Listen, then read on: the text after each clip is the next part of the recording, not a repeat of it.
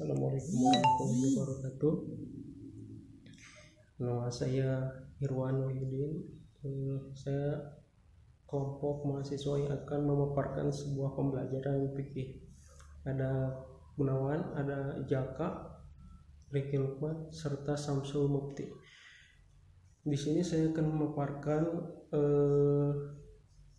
media pembelajaran tentang sholat memakai media sebuah poster.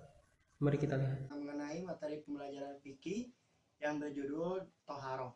Apa sih Toharoh itu? Toharoh itu ialah bersuci dengan air. Kita sebagai umat muslim tahu bahwa di mana kita dalam perjalanan pun, kita itu jika kita tidak ada air, kita akan menggunakan debu. Seperti apa debu? Seperti apa cara niatnya? Seperti tembok ini seperti ini. Kita usapkan tangan ke sini dan ke sini. Inilah kata toharoh atau bersuci. Seperti ini. Seperti itu adalah niat untuk toharoh. Ke sini dan ke sini. Dan seperti yang saya sampaikan bahwa umat Islam itu tidak tidak memberikan beban, tapi memberikan keringanan bagi setiap umat muslim. Karena di saat kita tidak ada air pun, air yang belum tercampur dengan air yang musta'ma itu belum juga tercampur gitu. Jadi kita itu bisa menggunakan air yang buat untuk wudhu atau untuk niat bersuci. Terima kasih, sekian dari video saya. Assalamualaikum warahmatullahi wabarakatuh. Assalamualaikum warahmatullahi wabarakatuh. Saya Gunawan dari semester 6A. Hari ini akan menjelaskan tentang media pembelajaran dalam tema zakat. Di sini saya menggunakan media audiovisual. Media audiovisual adalah media yang di dalamnya terdapat suara dan gambar yang menjadi satu kesatuan yang utuh yang disebut dengan film ataupun video. Langkah-langkah pembelajaran menggunakan media audiovisual. Yang pertama ada persiapan. Di dalam persiapan, kita dituntut untuk membuat rencana pelaksanaan pembelajaran, mempelajari buku petunjuk penggunaan media, dan yang terakhir menyiapkan dan mengatur peralatan media yang akan kita gunakan. Kedua, pelaksanaan atau penyajian. Di dalam pelaksanaan atau penyajian, kita harus memastikan media dan semua peralatan telah lengkap dan siap digunakan. Menjelaskan tujuan yang akan dicapai, dan yang terakhir menghindari kejadian-kejadian yang dapat mengganggu konsentrasi siswa. Sekarang saya akan berikan contoh media audiovisual pada pembelajaran zakat. Macam zakat. Zakat fitrah. Zakat fitrah adalah zakat yang wajib dilakukan bagi para muslim menjelang hari raya Idul Fitri atau pada bulan Ramadan. Zakat fitrah dapat dibayarkan yaitu setara dengan 3,5 liter atau 2,5 kg makanan pokok dari daerah yang bersangkutan. Zakat pertanian. Menurut jenisnya, zakat untuk pertanian dibedakan menjadi dua, yakni buah dan butir. Tanaman dalam bentuk buah contohnya anggur, kurma, dan kismis. Sedangkan tanaman yang dikategorikan dalam bentuk butir diantaranya gandum, beras, dan jagung. Perhitungan nisab dari hasil pertanian adalah 520 kg. Dan pembayaran zakatnya akan dihitung dari setiap adanya panen. Untuk pembayaran zakat pertanian dibagi menjadi dua, yakni 5% untuk yang hasil panennya diairi dan 10% untuk yang tidak diairi. Zakat hewan ternak. Dalam Islam, hewan ternak yang dikenakan zakat dibagi menjadi 3 macam: unta, kerbau, dan kambing. Dan jenis hewan tersebut nisabnya pun berbeda-beda, tergantung dari berapa jumlah ternak yang dimiliki. Zakat emas dan perak. Untuk emas dan perak yang dikenakan zakat adalah yang tidak dipakai sebagai perhiasan. Nisabnya dihitung dari 85 gram untuk emas dan 595 gram untuk perak. Zakat yang harus dikeluarkan adalah 2,5% dari banyaknya emas atau perak yang dimiliki. Sedangkan waktu pengeluarannya pada setiap tahun Komariah. Zakat barang dagangan. Zakat barang dagangan merupakan zakat yang dikeluarkan dihitung dari nilai barang yang diperdagangkan. Nisabnya setara dengan 85 gram emas. Nah, zakat yang dikeluarkan sebesar 2,5% dari jumlah barang dagangan yang dimiliki, serta waktu pengeluaran zakatnya adalah setiap tahun Komariah. Zakat rikas. Zakat rikas merupakan zakat yang harus dikeluarkan terhadap penemuan barang berharga atau peninggalan orang kafir di masa lalu. Nisabnya dihitung ketika barang tersebut bernilai sama dengan 85 gram emas. Zakat yang dikeluarkan adalah sebanyak 20% dari barang temuannya. Dan waktu pengeluaran zakatnya adalah ketika barang itu ditemukan. Zakat profesi. Zakat profesi merupakan zakat yang dikeluarkan ketika menerima gaji. Nisabnya setara dengan 520 kg gabah. Zakat untuk gaji kotor langsung dibayarkan. Sedangkan gaji bersih zakatnya dapat dibayarkan setelah mengetahui sisa dari kebutuhan pokok dengan persentase 2,5%. Zakat hasil produksi. Zakat hasil produksi adalah zakat yang dikeluarkan untuk harta tetap yang bisa memberi pemasukan, baik yang disewakan ataupun yang dijual hasilnya. Menurut jenisnya, harta hasil produksi dibedakan menjadi hasil produksi pabrik, tanaman produktif, hewan produktif, dan penyewaan aset. Nisabnya seperti halnya zakat pertanian, yaitu beras seberat 520 kg dan dizakatkan ketika menerima hasil. Persentasenya 2,5% dari hasil yang diterima. Ya, itu tadi contoh dari media audiovisual. Media audiovisual sendiri memiliki kelebihan dan kelemahan. Kelebihannya, film dan video dapat melengkapi pengalaman dasar siswa. Film dan video dapat menggambarkan suatu proses secara tepat yang dapat disaksikan secara berulang-ulang jika perlu. Film dan video dapat menyajikan peristiwa yang berbahaya jika dilihat secara langsung. Film dan video dapat ditunjukkan kepada kelompok besar atau kelompok kecil, kelompok yang heterogen maupun homogen, maupun perorangan. Kekurangan media audiovisual adalah: 1. Pengadaan film dan video umumnya memerlukan biaya yang mahal dan waktu yang banyak. 2. Tidak semua siswa mampu mengikuti informasi yang ingin disampaikan melalui film atau video tersebut. Dan yang terakhir, film dan video yang tersedia tidak selalu sesuai dengan kebutuhan dan tujuan belajar yang diinginkan, kecuali dirancang dan diproduksi untuk kebutuhan sendiri. Segitu saja penjelasan dari saya. Mohon maaf apabila ada kekurangan. Wassalamualaikum warahmatullahi wabarakatuh. Assalamualaikum anak-anak. Selamat siang. Kali ini Bapak akan menjelaskan tentang puasa melalui media audio. Nah, apa itu media audio? Media audio adalah suatu suara yang dihasilkan oleh suatu getaran atau benda. Nah, sebentar lagi kita akan masuk bulan puasa. Tahu gak anak-anak, doa berbuka puasa dengan benar? Oke. Sekarang Bapak akan membacakan doa berbuka puasa melalui media audio. Tolong anak-anak dengar ya. Allahumma laka sumtu wa bika amantu wa ala rizqika aftartu bi rahmatika ya arhamar rahimin. Amin. Ya Allah, karenamu aku berpuasa dan kepadamu aku beriman, dan dengan rezekimu aku berbuka, dengan rahmatmu wahai Allah Tuhan Maha Pengasih. Nah, anak-anak, itulah bacaan doa berbuka puasa dengan benar. Bapak harapkan nanti bulan depan anak-anak membaca doa ini sebelum berbuka. Ingat, sebelum berbuka ya. Oke, sekian dari Bapak. Assalamualaikum warahmatullahi wabarakatuh. Bismillahirrahmanirrahim. Assalamualaikum warahmatullahi wabarakatuh. Teman-teman sekalian, perkenalkan, saya Riki Lukmanul Hakim. Saya dari semester 6A saya mendapatkan tugas untuk menerangkan tentang media pembelajaran yang saya pakai, media elektronik sekarang.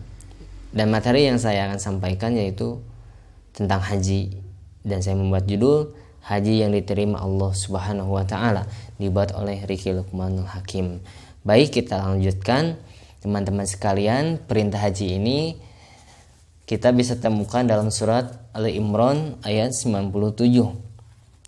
Allah Subhanahu wa taala mengatakan, walillahi 'alan nasi hajjul baiti man istata'tu ilaihi sabila wa man kafara fa innallaha ghaniyun 'anil 'alamin. Mengerjakan haji adalah kewajiban manusia terhadap Allah, yaitu bagi orang yang sanggup mengadakan perjalanan ke Baitullah. Barang siapa mengingkari kewajiban haji, maka sesungguhnya Allah Maha Kaya, tidak memerlukan sesuatu dari semesta alam. Surat Ali Imran ayat 97. Kita bisa lihat komentar para ulama di sini. Salah satunya saya ambil referensi dari kitab Ibnu Katsir, yaitu perkataan Ibnu Katsir rahimahullah taala mengatakan ini adalah ayat yang menunjukkan wajibnya haji menurut pendapat jumhur ulama. Begitupun ada perkataan Ibnu Al-Munzir. Bisa kita lihat. Baik, kita lanjutkan. Begitupun dalam hadis Nabi sallallahu alaihi wasallam, an Abi Abdurrahman Abdullah bin Umar Al-Khattab radhiyallahu anhu qala sami'tu Rasulullah sallallahu alaihi wasallam yaqul bunyal Islam ala khamsin syahadah an la ilaha illallah wa anna Muhammadar Rasulullah wa iqamis shalah wa iyatiz zakat wal hajjul baiti wa shaumi ramadan. Rawahu Bukhari wa Muslim. Abu Abdurrahman Abdullah bin Umar bin Khattab radhiyallahu anhu berkata, aku pernah mendengar Rasulullah sallallahu alaihi wasallam bersabda, Islam dibangun atas 5 perkara atau 5 pilar. Pertama, persaksian bahwa tidak ada Tuhan selain Allah dan Muhammad Rasulullah sallallahu alaihi wasallam. Selanjutnya mendirikan salat, mengeluarkan zakat, melaksanakan ibadah haji dan berpuasa di bulan Ramadan. Inilah perintah dari hadis Nabi sallallahu alaihi wasallam. Selanjutnya, berikut urutan tata cara ibadah haji yang kita ketahui. Pertama itu memakai baju ihram. Yang kedua, tawaf di Ka'bah. Yang ketiga, sa'i dari Safa ke Marwah. Yang selanjutnya, wukuf di Arafah. Barangkali kita akan lebih tahu mengenai baju ihram, tawaf itu gimana, sa'i itu gimana, wukuf itu seperti apa. Maka kita akan melihat slide selanjutnya mengenai 4 poin ini. Yuk kita lihat. Baik, pertama ihram, ini ada gambar. Ya, ini salah satu media yang saya pakai gambar supaya fungsinya memudahkan untuk para yang melihat video ini bahwa inilah yang disebut dengan kain ihram. Nah, yang kedua ini ada yang tawaf mengelilingi Ka'bah. Ya. Sama 7 kali. Ke kiri seperti yang bisa dilihat dari gambar berikut. Selanjutnya ada sa'i.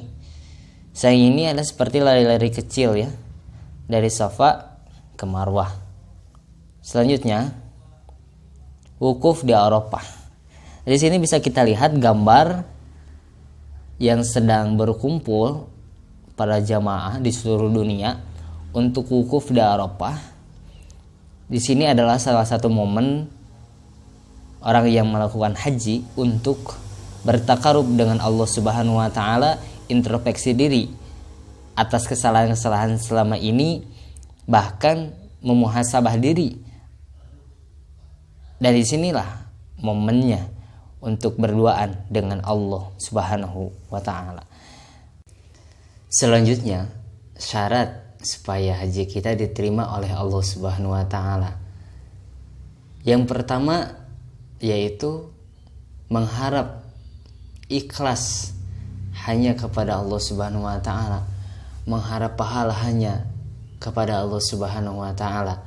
Dalilnya surat Al-Bayyinah ayat 5. A'udzubillahi minasyaitonirrajim wa ma umiru illa liya'budullaha mukhlishina lahuddin hunafa'a wa yuqimus salata wa yu'tuz zakah wa dzalika dinul qayyimah.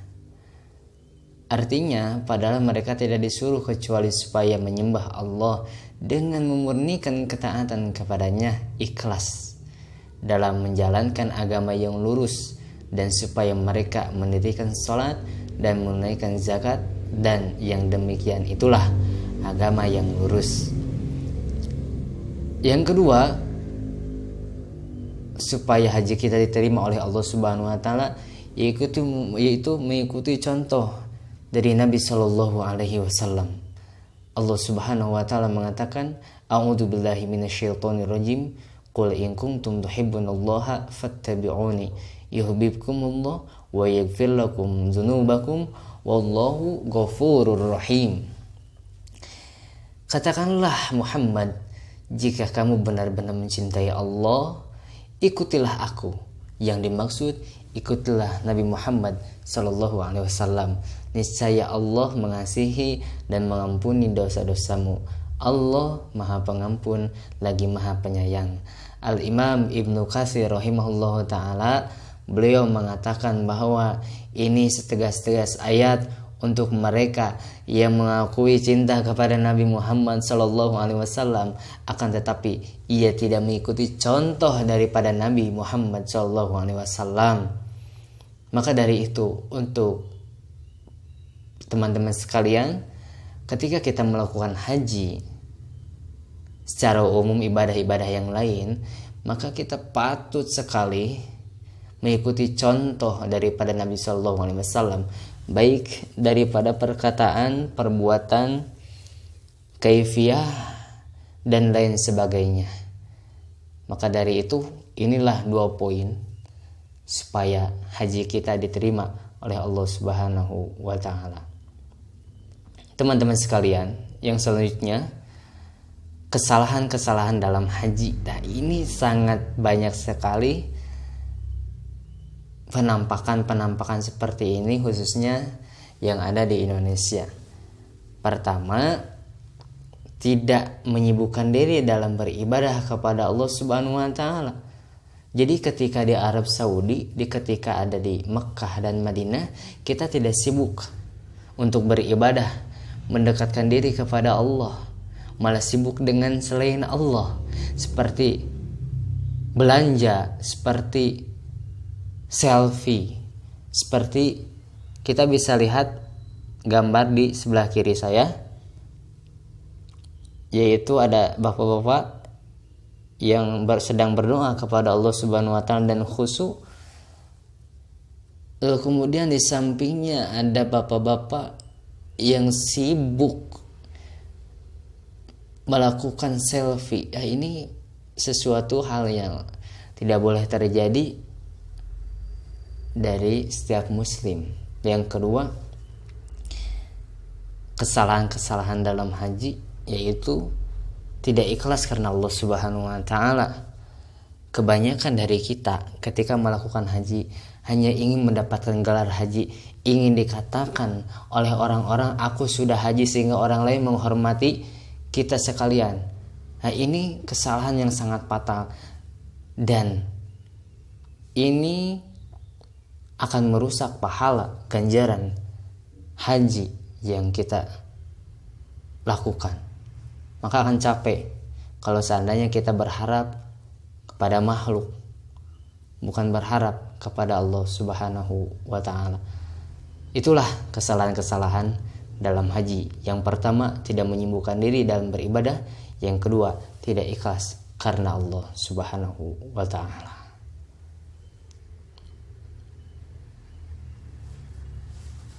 Teman-teman sekalian, presentasi yang telah disampaikan semoga bermanfaat. Tapi sebelumnya, supaya lebih jelasnya lagi, setelah ini akan ada penayangan video dari awal haji, pemberangkatan haji sampai selesai. Itulah, selamat menyimak. Assalamualaikum warahmatullahi wabarakatuh.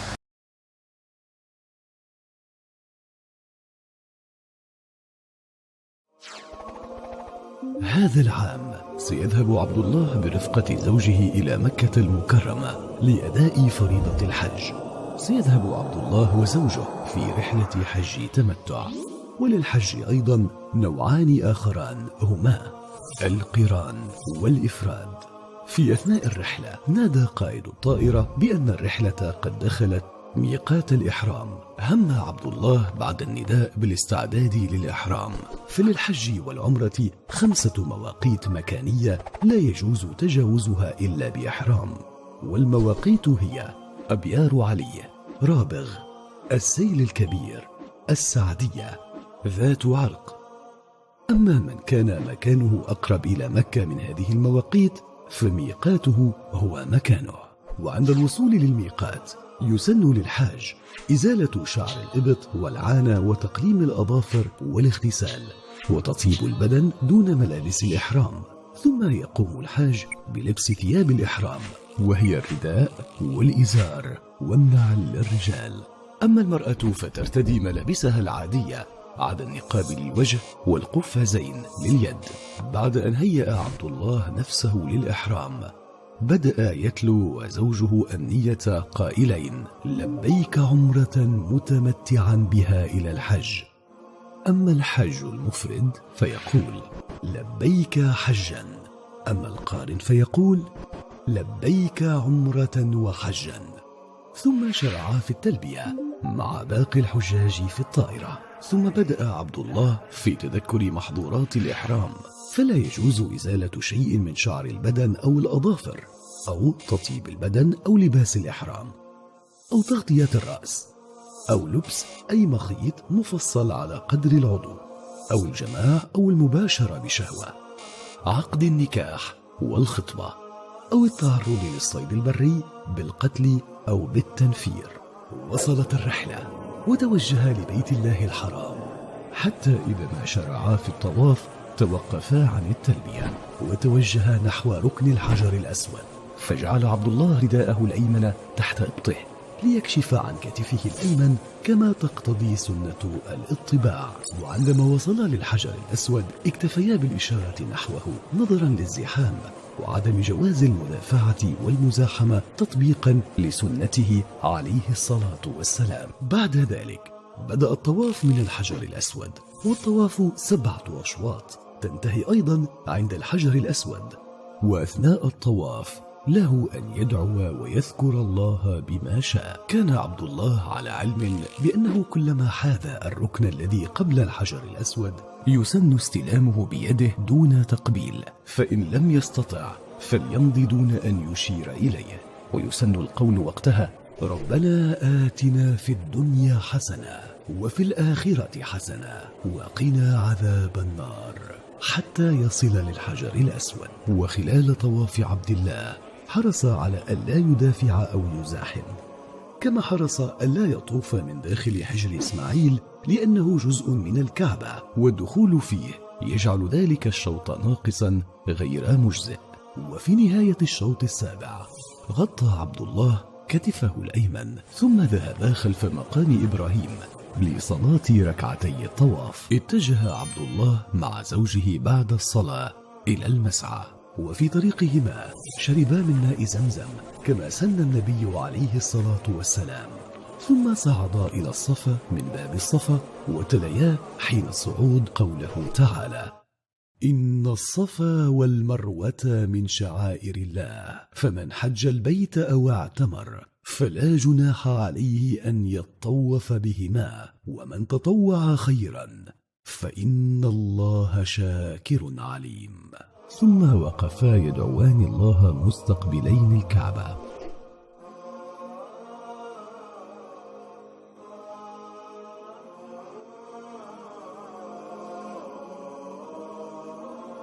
ثم بدأا في النزول من الصفا والاتجاه نحو المروة مشيا مستذكرين وداعيين الله بما تيسر لهما، حتى إذا ما بلغ المروة كررا ما قيل عند الصفا دون قراءة الآية، ليكونا قد أتما شوطا من أصل 7 أشواط، ثم عاد مرة أخرى للصفا بالكيفية نفسها، وظل هكذا حتى الشوط السابع، فصعدا على المروة دون قول أي شيء، وبهذا أتما سعيهما.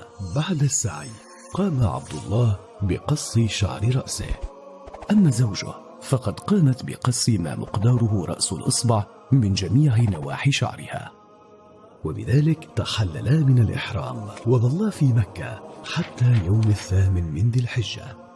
أما الحج المفرد والقارن فلا يتحللان من الإحرام، بل يبيتان في مكة بإحرام حتى يوم 8 من ذي الحجة. وفي 8 من ذي الحجة، وهو المعروف بيوم التروية وهو أول أيام الحج، أحرم عبد الله وزوجه مرة أخرى من مكة، وتوجها إلى منى قبل الظهر، وصليا فيها الظهر قصرا 2 ثم العصر قصرا في وقته، وكذا المغرب كل منهما في وقته مع قصر العشاء، وباتا ليلتهما حتى صلاة فجر يوم 9.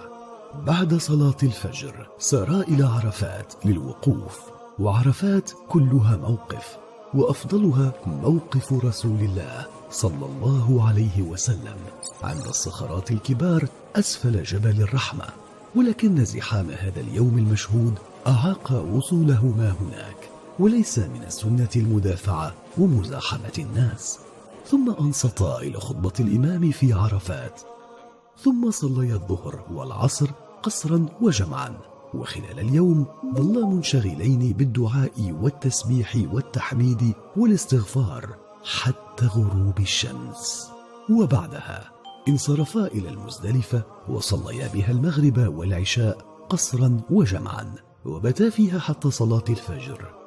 وبعد الفجر وقفا يدعوان الله عند المشعر الحرام والمزدلفة كلها موقف، ثم توجها لمنى لرمي جمرة العقبة، وهي الجمرة الكبرى.